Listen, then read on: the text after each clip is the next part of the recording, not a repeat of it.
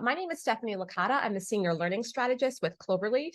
My background is in the field of organizational psychology, and I work with organizations to help design cultures that work for everybody. I'm going to be introducing some expert panelists in the field of diversity, equity, and inclusion. But before I do, we're going to do a little bit of a quiz. Now, don't worry, this quiz isn't graded. So I'm going to ask you to guess the number in the blank. So this is data from the American Psychological Association.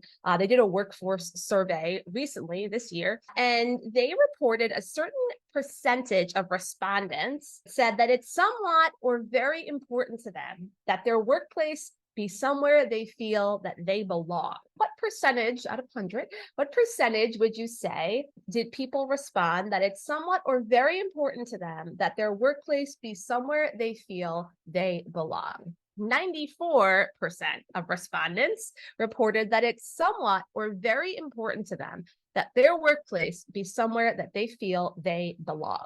So we know this is important to basically almost everyone, right? This is something most people, more so than not, feel that it's super important to them. Now we've got to get to some of the tough facts about in this survey as well. So what percentage of workers said they feel their workplace does not support them because of an aspect of their identity, such as race, ethnicity, gender, sexual orientation, ability status, age, etc.? It's troubling to consider that almost 1/3, 30% of workers said that they feel their workplace does not support them because of an aspect of their identity, such as race, ethnicity, gender, sexual orientation, ability status, age, right? So this is a big problem to solve, and it's not going to happen overnight. The problem is getting started is really difficult for some organizations. Now, there are some organizations that do this really well. Obviously, we want to solve this problem because we want each and every person deserves to feel like they belong at work. But there are byproducts of these efforts, right? So according to Deloitte, organizations that place emphasis and importance on DE&I initiatives experience 39% higher customer satisfaction rates and 22% lower turnover rates. Now, that absolutely makes sense. Someone who feels accepted, like they belong, like they are honored and valued for exactly who they are, right, is going to be able to engage with their customers at a higher level because they're more engaged, and they're going to stay where they are because they know that it's a risk to leave an organization where they do feel like they belong. We have an amazing pair of human beings who are going to lead the conversation in this area. I'm so excited to welcome here first April Hennessy. She's with Blanchard. She's the Director of Innovation and the DEI Practice Lead. I'm also happy to welcome Jordan Fairherm from the city of Lincoln. He is the head of DE&I there as well. So we're going to get into some questions for April and Jordan, but before we do, April actually has an exercise for all of us to give us context for today's conversation. So this is actually an activity that I saw sort of floating around on social media. And it wasn't a perspective activity, and it wasn't a DEI activity necessarily, but it occurred to me that it could be a really unique way of helping us think about those things. So as you're all sitting at your desks or wherever you might be, just grab a pen and a piece of paper. And what I want you to do is just draw a star in whatever way you've always drawn a star since the first time you learned how to draw one. So we're just going to take a couple of seconds to let you grab that pen and paper and draw a star.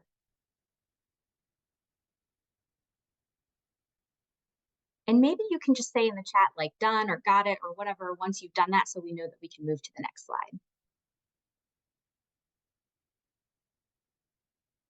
Cool. Looks like we're getting some answers here.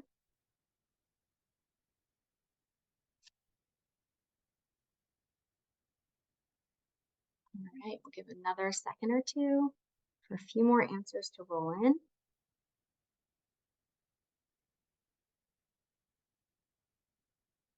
As some people are finishing up, I think, Stephanie, we can go ahead and move to the next slide. So if you look at the slide here, you'll see that there are numbers at the different points of the stars. And so what I'd like you to do is to track the pattern by which you created your star. So for instance, I am a 5, 2, 4, 1, 3, 5. That is the star pattern that I use to draw my star. And so I want you to go ahead and start to throw that number pattern in the chat so other people can see how you drew your star. And if you didn't draw a 5-pointed star, I'd like to know about that too. If you drew some other kind of star, I'd like to hear about that. So we've got one, it's a 4, 1, 3, 5, 2, 4. Okay, the first two people are similar star drawers. 1, 3, 5, 2, 4, 1. Okay. Got another 4, 1, 3.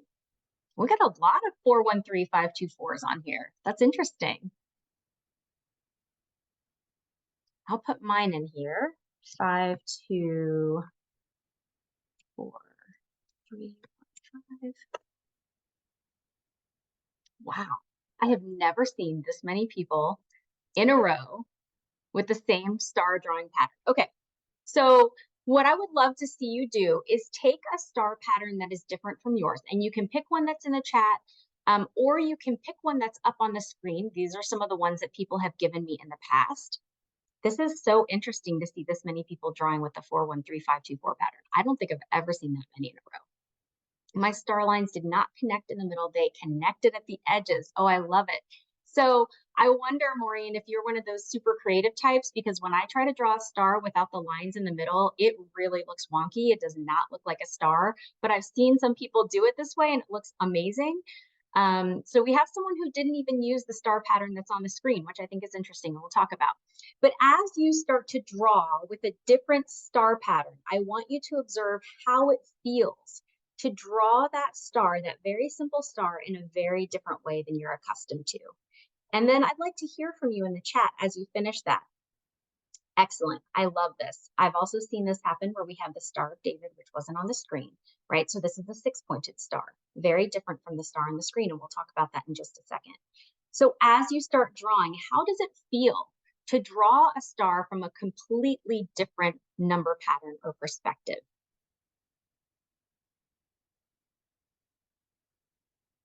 Yeah, it's like trying to draw it with the other hand. You have to think twice about it. It doesn't feel natural. Yes, LOL, weird and wrong. I've heard people say that. It's unnatural, it's strange, it's difficult. It takes a moment for it to get to be a star. That's right. Yes. I think all of these things, so wonky and slow, I feel the same thing. Even though I've done this so many times, when I do it, it still feels wrong and strange and takes me more time. Yeah, super cool. Like you didn't know what to do, right? And so we can see as these answers start to come in how we might draw some conclusions or sort of parallels between what this activity looks like and how it feels to do this kind of DEI work. Because one of the things that we know is that we all come to the table with these different ideas, different perspectives, different lived experiences, cultural experiences, all of these things, right?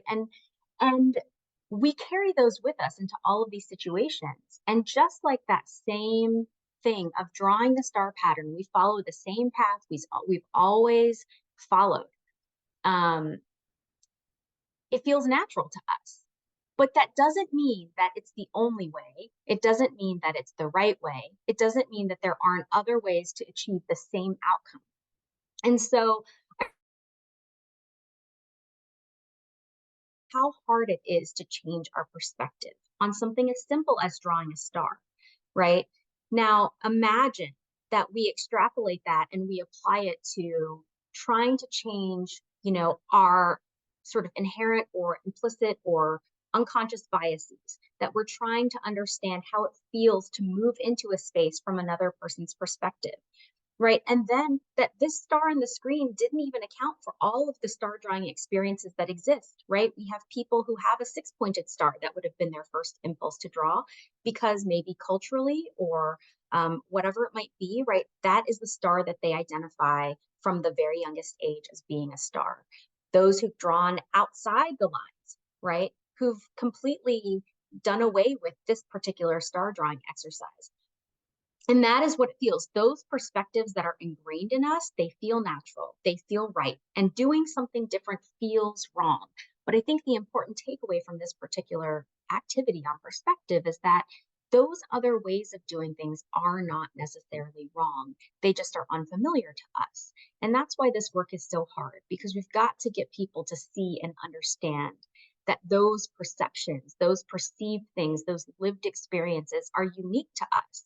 But that doesn't mean that they're the only ways to view any particular situation.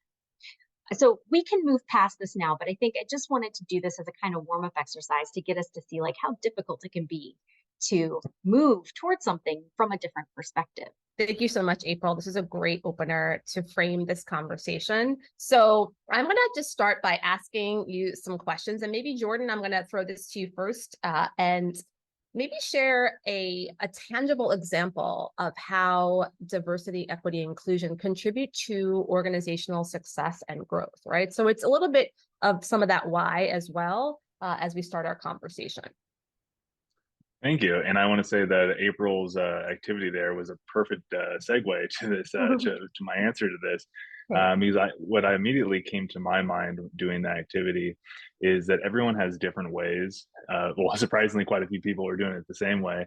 But everyone has their own way of approaching a certain situation. And in the context of diversity, equity, inclusion, the real trick of the situation, and especially for organizations, is how do you create an organizational environment that can be receptive and responsive to everyone doing things in a different way. There's an old adage that I'll never forget. It's called preference, tradition, and requirement, and it's a way of looking at a situation and analyzing what do we need to do to get to the actual requirement, because so many folks will say, I need you to do it this way. And the implicit kind of subtext there is because that's my preference. I would like you to do it this way because this is how I'd like it done. And then, or with an organization, you can have tradition. We've always done it this way. But at the end of the day, there's probably several ways to get to that same solution, but you need to have an organizational environment that will be able to acknowledge when there's preference, when there's tradition, and have the room to allow people to use their own way to get to the requirement.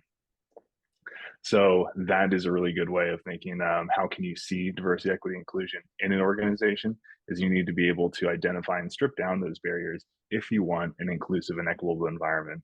So. Excellent. Thank you so much for that, Jordan. And April, I'll share that back to you, a tangible example of how DE&I contribute to organizational success and growth. Yeah. So, I mean, I think the data is there at this point. Like, there's so much data, which is why, like, we don't even necessarily have to make a business case for this anymore. The business case exists, right? Like, there's data that demonstrates that organizations that, you know, are doing DE&I well will see a reduction in time off requests. So, like, up to 75% less, right? We know, according to like a McKinsey study not so long ago, that organizations who do DE&I well are something like 35, their performance is like 35% greater than organizations who aren't doing that. And one other little data point, I think, is when we think about the value of DE&I to people coming into the organization as well, 39% of all respondents in a McKinsey study said that they would actually turn down a job where there was a perceived lack of diversity, equity, and inclusion. So it can affect you in so many ways, like from the people that you have coming into the organization to the people who are in your organization at the moment and the organizational performance as a whole. So yeah, lots of impact there, definitely. So, and this is one of the questions that I shared a little bit later, but I think I want to bring it to the forefront. So what can an organization who hasn't yet laid the framework for DE&I take as a first step? Like, how do people get started? And Jordan, I'll have you start.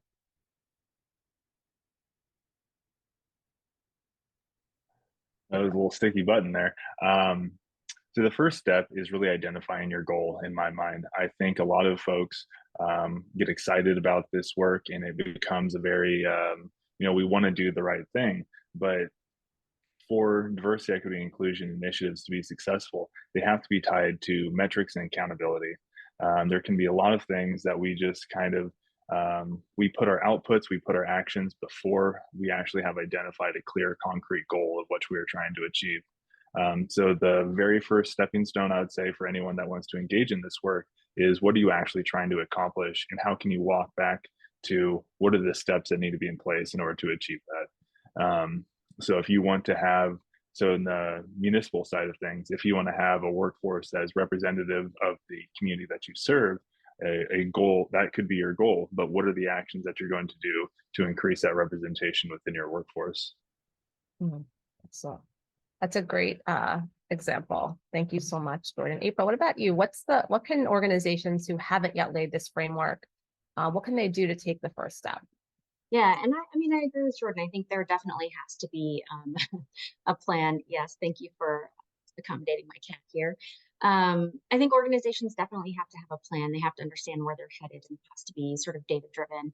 I think for me, even before we start to set a plan, the first sort of step is to really do an organizational deep dive into the existing data, right? So really understanding like your demographic data, your pay equity, like just those sort of basic things that exist. But then beyond that, like taking a pulse of the employees to understand, because we all know like DE&I solutions aren't one size fits all. Every organization is going to have different issues that they need to address, and therefore the solutions are going to look different for each of those organizations. And so really understanding like where your people are, what their needs are, what the gaps are super important. And then really begin to strategize and build a plan, that sort of outcome-based, data-driven plan based on the data that you're collecting from those preliminary studies and data surveys.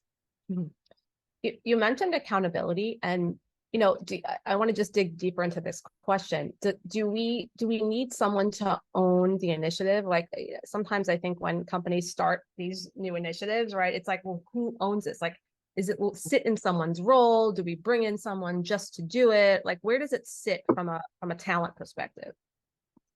Yeah, I mean, I can certainly just start by answering that a little bit. I mean, what we know is that simply having a chief diversity officer is often um, not super effective, in large part because organizations will establish a role to sort of put all the work there, but then they don't have the resources that they need, and they don't have the sort of people power, and they also don't have decision making power often, right? So absolutely, there needs to be someone who kind of owns or is responsible for like accountable for that overarching strategy, but you need to ensure that they have the tools, the sort of organizational authority or power to help make those decisions, the people to help work that, and everyone has to be in support of it. I think that the DEI initiative, like that strategy, needs to lay across all parts of the organization, even if one person holds the sort of broader strategy of that.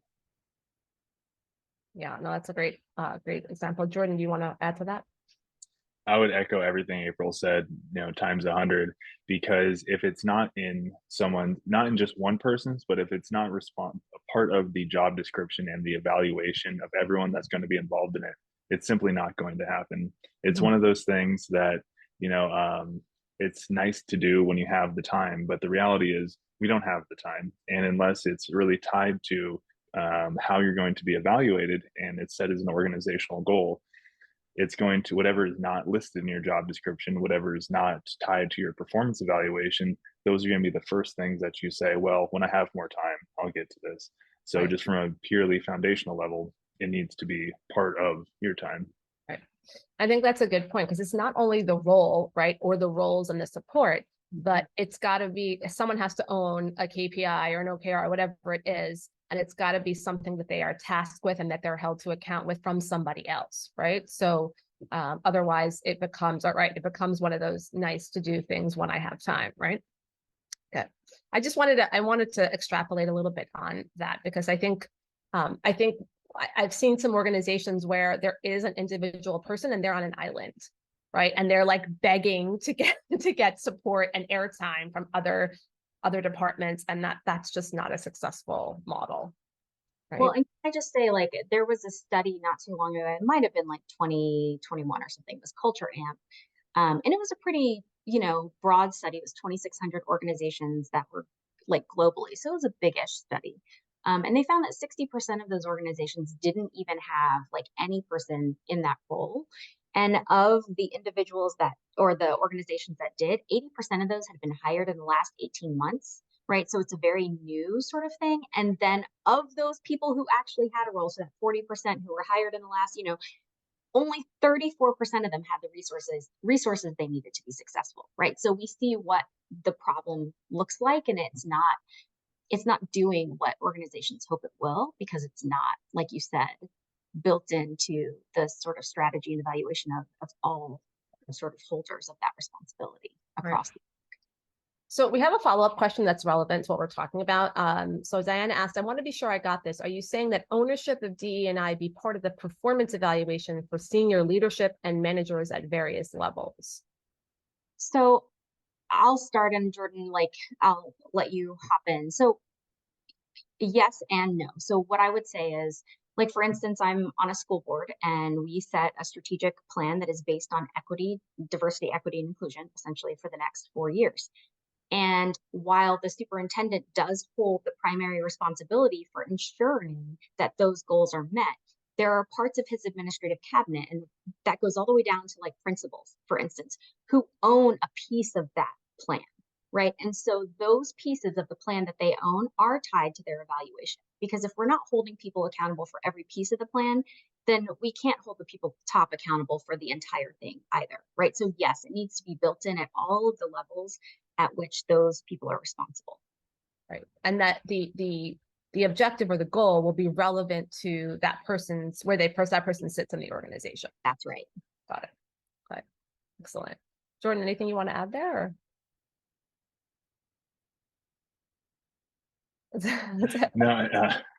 No, that was great. I would just say that, I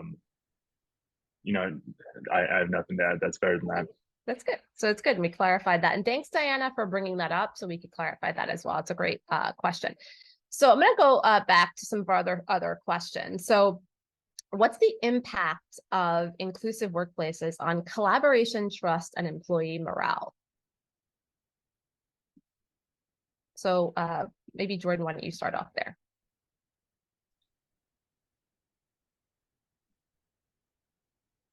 So I think looking at this question, the impact of an inclusive workplace, and I think that's the big part to focus on, because I think there's a misconception that by just having a diverse workplace, it becomes an inclusive workplace.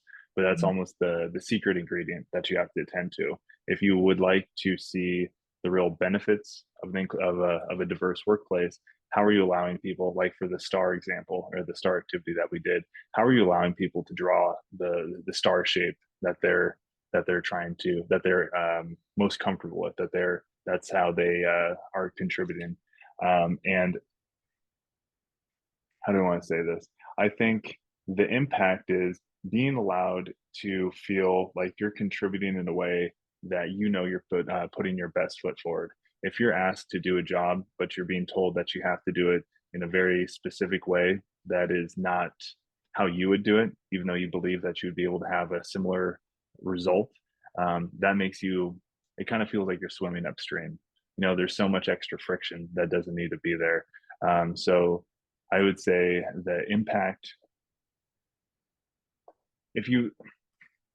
sorry, I got a little tripped up here, but if you are trusted enough to do the job that you are hired to do in the way that you will get to that desired result, that makes you feel that you are trusted and respected, and that your contributions are valued by your employer. In the other way, it can very much feel like micromanaging, or that there is a lack of trust in your ability to contribute. And especially if you do have a diverse workplace where people are going to be coming at a solution from a lot of different angles, that needs to exist. Otherwise, people are just going to, just try and replicate and just kind of be that cookie cutter that's doing no any benefits. Thank you for sharing that. April, do you want to speak to that? How can what's the impact of inclusive workplaces on collaboration, trust, and employee morale? Yeah, I mean, I think whenever individuals feel like their opinions are valued and sort of heard, you're going to have increased engagement, right? If you come to a meeting and you know that the outcome is already established and the process is already established, and they're sort of, in this cursory way asking for your opinion, knowing that it doesn't matter because the decision is made, you're going to stop giving your opinion. You're not going to feel engaged in the process because you're like, I'm just coming here to do what I'm told. I'm not coming here to actually add value, right?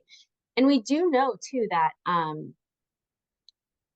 those organizations that are, really doing diversity and inclusion right are faster, and they're better at putting out these solutions and managing change, right? Because here's the thing, like if you only have like a single perspective, or like the one perspective, or like something has already been established in that way, you're not accounting for all of the things that can go wrong. You're not accounting for all of the different perspectives out there from the marketplace, from your clients, from your customers, right? And so essentially, when you have all of those voices at the table, you can already problem solve and solution and foresee a lot of the things that you might have to encounter after the fact, right? So those teams are actually faster, and they make better decisions.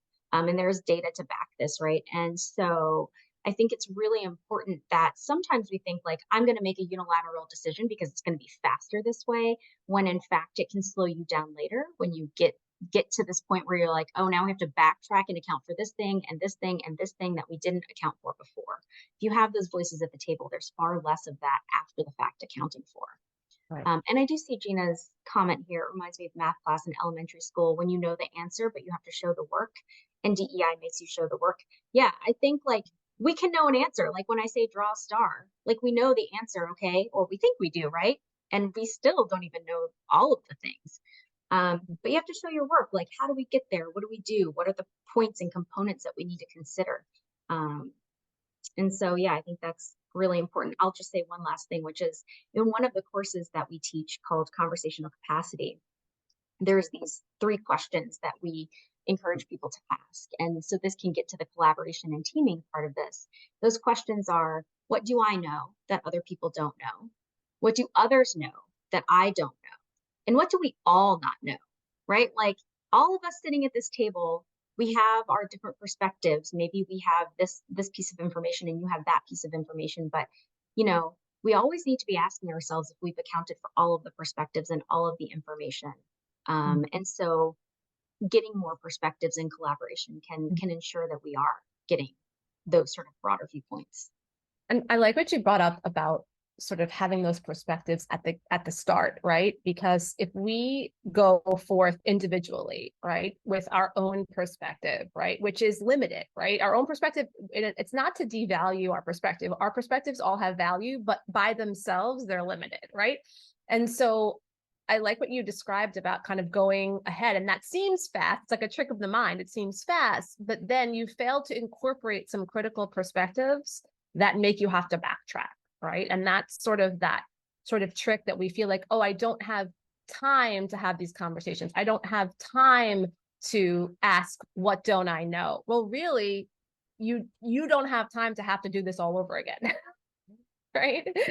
And so I think that's super important. It's similar like in conflict too. Like we're afraid of conflict, right? We're afraid of other perspectives. We're afraid of conflict, but really the innovation comes from the multiple perspectives and the healthy task conflict, right? So when we, sort of allow ourselves and allow our teams to engage in those conversations where we don't all have to agree all the time, right? And I think there's also a conversation that's helping people understand the difference between consensus and compromise, right? We're not going to get everybody on the same page about every single thing and everybody having everything they want, but we can work towards compromise so that everybody gets their voice heard, right? We all have to sometimes, if we're working towards something, we might not all have to share the same perspective, but we might all find the common ground and really find something that we do get in a decision that's being made or how we're going forward. And I would like to add just one piece. So I have a heavy background in community engagement, and April said something super important there is when you are asking people for their input, what are you actually asking for? Because I think a lot of folks, they'll say, here, we want everyone's perspective. And while I'm speaking from the experience of community engagement, this is true in the workplace. If you're asking someone for input, but you've already made the decision and you're kind of just basically doing it to let them know what's already going to happen. If you're asking for input, especially at the community level, or if you want people to be engaged in decision making, you have to actually leave the door open for their input to affect the result. So many times we see we're doing engagement or we're asking for folks' opinion, but the decision's been made. We're basically letting you know what is going to happen. And I think in the aspect of trust and morale, that's a critical piece. And people know when that's happening, right? Because then they stop saying anything, right? They're just like, oh, I'm not going to say anything because it's not going to matter, right? And it's important also when we are summoning this information that we tell people how and when and where we're going to act on it, right? This is what our plan is to act on this after we get your feedback, right? And that also will encourage people to give more and better feedback, right? Because they know how you're going to use it. All right, so I'm going to add, ask another question as we talk about employee growth and professional development. So how do equitable workplaces promote employee growth opportunities and professional development? Like, what does it look like in an ideal situation, in an equitable workplace? What does professional development and employee growth opportunities look like? What's happening? What's not happening? Maybe Jordan, we'll start with you with that. So this is, I think a lot of people may get annoyed with some of my question or my answers, because I think what is your goal is always my first question in this, because professional development can mean so many things. I think at the heart, especially when we're thinking about an equitable workplace, is how are we making sure that everyone has the tools to do their job effectively, and how are we making sure that there's also that next stepping stone. I think the worst thing to see is someone who's been in a role and has a high tenure, has a lot of organizational knowledge, but jobs aren't static. So if they aren't keeping up with the professional development, if it's not only not made available, but also encouraged by the employer, and just kind of an expectation of staying sharp with your skills, then you are going to find yourself in a position where the job has changed and you no longer have the skills to engage with it in the same way. And this is a conversation it's involved in diversity, equity, inclusion, but it's also so much more expansive, because the most equitable workplace environment is not preparing you only to do the job you're doing today, but also the job that you're going to be doing tomorrow. Mm-hmm. And if we are not giving everyone at our organization the abilities to do that, it's not equitable and it's doing a disservice to them. And that's going to have repercussions to tenure, morale, and even just productivity in general. No, I like that you brought that up, right? We're not just trying to have you do better what's in front of you, right? But we want to prepare you for the future. And if organizations really want to retain people, right, they want to look at professional development through that lens. So April, anything you would add there? Yeah, I think that's a great answer. And I find it funny, Jordan, that you're like, people will probably be mad about what's your goal? Because my same question is like, what's your data say? And, data doesn't tell the whole story often, right? Because there are lots of things that we don't ask the right questions about. But I do think there is data out there to demonstrate that certain individuals have more access to mentorship and sponsorship within an organization than other kinds of other individuals do, right? And so it might look differently. Like maybe you have a high population of women in your workforce, so that you're, generally doing well when it comes to sponsoring and mentoring women in their careers, but maybe you haven't accounted for certain kinds of identity data, for neurodivergence, for race and ethnicity. So it depends, right, on what your organization looks like again. And I think, having access to certain kinds of professional development, like Jordan said, is really important, like not what your job is today, but what it might be. That's super important. And then also, having access to people, right? So that sponsorship, that mentorship, skip level meetings, things where like certain people get to have face time with certain levels of individuals in the organization on a frequent basis, and others never do, right? Have that access or contact point. And so how are we even making that sort of an equitable thing? And maybe we form a policy about that. Another thing that I've seen some data on is developing people professionally from like organizational sort of conference perspectives and things like that. Like, who are you sending to these kinds of conferences? Are they the same people over and over? Do other people have access or even opportunity to sort of go and do those things? Because we do tend as organizations to send the same people over and over, right, for a variety of reasons that seem to make sense from an organizational perspective, but from an individual growth perspective, they might not make sense. So I think there are lots of ways to begin to think about that and account for that. No, it's I like that you brought out the conference thing, because I think it's really important for people to get an idea of their industry outside of the, bubble of their organization. And that can bring back so much innovation and new ideas. I'm going to throw a little curveball at you because I think this is an important thing inside of the professional development conversation. Looking through the DE&I lens, what's your perspective on high potential programs? I know I didn't share with you this one, but it just kind of, while you were talking, I think it's really important to address sort of how that looks different through the DE&I lens. So I have mixed feelings about this, but you know, I live in two very different worlds. I live in the K through 12 sort of education world, and I live in the corporate world. And you know, we have similar conversations when it comes to high ability or sort of doubly gifted students, things like that, right? And I think there are a lot of parallels that we can draw to high performing programs as well, because you know, when we identify high ability kids, we do so in a certain way by certain metrics. And those metrics do not always account for a lot of things like access. What kinds of systemic access have people had? What kinds of opportunities have they been given to develop, right?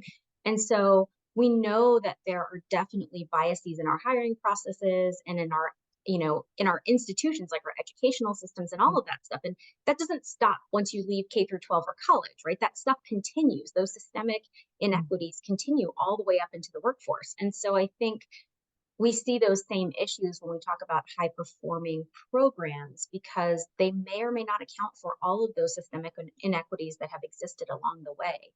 And so I get it. We do want to encourage and support our people who are high performing, because we want them to continue to be high performing. And I think we have to have opportunities to look for other individuals who have the aptitude and the ability and the desire, but may not yet have the skills or access. Yes, 100%. I like the way you frame that, right? And right. And so some of what shows up as high performance is a result of increased access, right, to some of those resources. Jordan, anything you wanna add there? So I personally don't have a lot of experience with these types of programs, but I think when these conversations come up, my spidey senses kind of go off a little bit, because in a lot of situations, the folks that are taking most benefit of these situations already have so many resources behind them. And it's just kind of stacking and stacking and stacking. And of course, you're a high performer. You know, you've had all these opportunities. And it's not to say that you didn't work hard for those opportunities, but there's probably a lot of other people that that did not have all the prerequisite opportunities to engage in this type of program. So those types of programs, I'm sure they can produce great results, but also what are we doing for the other folks so they can even participate in that type of program in the future? And I think it's also about cultivating that, because sometimes we'll put people in those programs because of what we see they display. But we need to be able to, leaders need to be able to draw out through career development conversations and put people forth for these types of opportunities that are not just based on an observation, that are based on having those conversations about desire and all of that. So great. All right, this is going to be our last question, but you know, we may have some folks here that are already doing things in the area of DE&I. So how can companies with a more evolved DE&I strategy evaluate their current strategy or enhance its effectiveness? So April, why don't you start with that one? Yeah, I think it's always important to stick to sort of along the way track, measure, and take the pulse, right? So just knowing that you have some sort of end goals and outcomes that you expect to see, that's great, and it's an amazing starting point. But we know that like everything changes, like the environment changes, workforce changes, like just whatever's happening in the sort of world at large can impact those goals and the sort of way that people are feeling. So I think pausing to just check the pulse of the organization and of your goals and strategies along the way, I think is super important. And the other thing that I will say is, I think something like only 79 or 80 Fortune 500 companies, like 1 in 6, actually publish their DEI like reports, their annual reports. And I think that's actually really important, because it's one thing to sort of make a plan internally and say that you're going to do certain kinds of things, but if there's no like external point of accountability, right, that people can sort of point to, it's easy to sort of push things back or sort of say like, oh, well, it's kind of a soft goal and we didn't meet it, but it's like not a big deal. So I think organizational transparency, both internally and externally, is really important. And some of the organizations that are doing this best have really clear accountability measures, both to their clients and to the public in that way, and internally. So ways that people can actually hold you accountable in the process, I think, is really important. So yeah. Great. Thank you. Well, Jordan, how about you? How can some organizations that have a more evolved strategy, how can they evaluate it or enhance its effectiveness? I would agree 100% with everything April said, and just kind of add to the idea of transparency. Sunlight is the best disinfectant. If you really want to prove your effectiveness and really push the envelope on what you can do in this space, open it up to the public. And I'm also coming from the nonprofit and the government sector, where I heavily advocate for transparency, because if you are, saying that we are doing these things, these are our beliefs, these are our mission, vision, values, how can you prove that to your stakeholders that you are doing these things, and what does it look like? And because again, these are dynamic. We live in a dynamic society where things are constantly changing, and how are we in a position where we can stay up to date and nimble to be able to make these changes? And where are we getting our information from? As April said, how are we checking the pulse? How are we involving not only our employees but also the communities that we work in? And who is benefiting from our work that we're doing, and who's paying some of the costs, and how can we make sure that that is an equitable distribution as well? Right. Excellent. Thank you so much both for sharing that. So I'm going to ask if some folks have any questions that they want to ask our panel. So if you want to pop those in the chat, you can do that. While we're waiting for that, is there any sort of burning, sort of hot tidbit or little piece of information that you really want to share with people that maybe we didn't ask, or something that's really important that we think that we have to highlight, or any recommended resources, anything that's really, burning that you might want to share before we close in a little bit. But if you do have questions, audience, please pop it in the chat and we'll give it to the panelists. Any other things you want to share, April or Jordan? I don't know. I mean, we've covered a lot here. I will just say that systemic change is slow. Like, we know that, right? It's frustrating and we can get impatient, and there's a tendency to want to push faster, push things through just so that we have something moving. But, I do think these things take an incredible amount of care and time, and they are not fast. And I think we need to stay sort of persistent in the effort, knowing that like it's going to be probably incremental change when we're working with large systems. Going to take time. And I would say that while it does take time, but we also need to make sure that there's consistent pressure, and making sure that we're gathering the voices of everyone involved. So when we tend to move fast and just make those decisions, that's when we're not really crowdsourcing all the information that we need. We're making decisions on behalf of others. And I think that's if everyone could walk away from this by just kind of taking a couple seconds to think about kind of doing an equity audit in the decisions they're making, who is this impacting, and who is at the table, who is not at the table, just to kind of interrupt our biases so we can better understand the actual situation and the impact of our decisions. Okay, thank you. We have two really great questions. So Gina asked, how do you deal with employees who think diversity is a bad word? They don't understand that it encompasses more than race. Yeah. So what would you say to that, April? This is a tough one, right? And I see it every day in the work that we do. And I think part of it is deconstructing what diversity is for people, helping them understand that it is more than, one aspect or facet. And so a lot of times we have to sort of get them to dig deep and think about like, what are their lived cultural experiences? What informs their belief systems, and sort of even thinking about like the ways in which they're connected to people who have these different points of diversity, right? And sometimes I'll use myself as an example, is like, a person who is LGBTQ plus IA, who is Asian American, who is a woman, who has all of these sort of incredible points of diversity and yet also has enormous amounts of privilege in so many ways, right? I have almost 3 degrees, I have a home, I have stability, I have food security.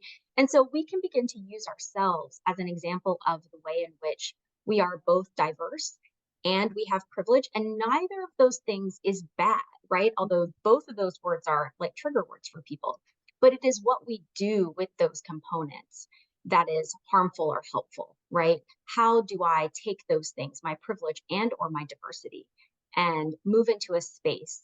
And so it takes work. It's education. We have to really begin to unpack some of those things because they're being thrown around sort of in the media and social media and other places as like 4-letter words, when in fact they're not, right? Right. But we have to do a kind of re-informing and re-educating of that. And even just like if you have a team that's struggling, I would just do that STAR exercise with them, start off, like, right? Just facilitate that conversation. Some people just don't have a tangible example of understanding different perspectives and different experiences and orientations. Jordan, anything you want to add to that question? I would say for me, the biggest part is how can you build empathy? I think diversity is that kind of diversity, equity, inclusion. I mean, things that have been in my title for so long are huge trigger words. And depending on where I'm working, you really have to have that conversation before you can have any other conversation of how are you receiving this word? What does it mean to you? Because I'm a firm believer in having a shared language. If folks are using different words to describe different things, you're just going to find yourself talking in circles and not making any progress. So I would kind of say building empathy and creating a shared language, because you need to be able to get past the shock of a word that's been politicized. Right. And this, this dovetails off that. Rosanna asked a good question. So DE&I practitioners are facing headwinds following the SFFA SCOTUS decision. That's the Students for Fair Admissions SCOTUS decision. I think it's important that our stakeholders understand that affirmative action is not DE&I. Can you speak to this? It's a tricky one, right? But the sort of it's so complicated and it is politicized and it's complex. But yeah, I think it's important that when we talk about diversity, equity, and inclusion, we're really thinking about how do we balance the voices at the table, right? How do we ensure that people whose voices have been historically missing from conversations are present? And so it is about, it's not just filling a number for the sake of filling a number. That's never what affirmative action was meant to do anyway. And that's certainly not what the efforts of DEI are sort of out to sort of do. What the work is meant to do is to ensure that people who have been historically marginalized or who haven't had voices in a variety of spaces can enter into those conversations, that we provide them greater access points to be involved and be included. And so, and we know that diversity, for all of the reasons we've talked about here, and inclusion, for all of the reasons we talked about here, have organizational impact in positive ways, right? So this is not just a number for the sake of filling a number. Right. Excellent. Thank you for making that distinction. Jordan, anything you want to share on that? So this is a super sticky conversation, but I would say, especially from the public sector point of view, you have a responsibility to reflect the communities that you serve. If you don't have the voices of the community that you're serving within your organization, you cannot effectively serve those communities. I know that a lot of these words have been politicized, but I think at the end of the day, there is a responsibility to have not only listen to those voices, but have them within the organization itself. That's I would speak more heavily on that in terms of a government or nonprofit background, but I would say even in the private sector, there is a responsibility. Yeah, and Gina, I saw what you shared there around we can't change the way people think, but can we change behavior? Absolutely. I wouldn't have a job if I didn't think that we couldn't change behavior. We can absolutely change behavior in the workplace, but I also want to refer back to what April said. It does take a lot of time. It's not going to be in a conversation. It's not going to be solved by attending a training. It is a consistent act of leadership behavior, of what culture feels like for people, the access people have to opportunities, and bringing those voices. I just want to thank April and Jordan. I truly want to thank you so much for all of your insight, for your perspective, your unique perspective, for bringing multiple perspectives to this conversation and this important topic that we need to continue talking about, and equipping people with resources and ideas to be able to do this well. Anything you want to say in closing? Just thanks for having us. This is great. And I really appreciate the people who had questions in the chat as well. Yeah, it was a real pleasure to be here. Thank you all who attended. Well, thank you so much. And on behalf of Cloverleaf, I want to thank everyone here for attending and for being part of this rich conversation. And we hope to see you again soon. Bye, everybody. Let us know in the comments which part of this video helped you the most, and be sure to grab your free guide that's linked in the description. Thanks for watching, and we'll see you on the next one.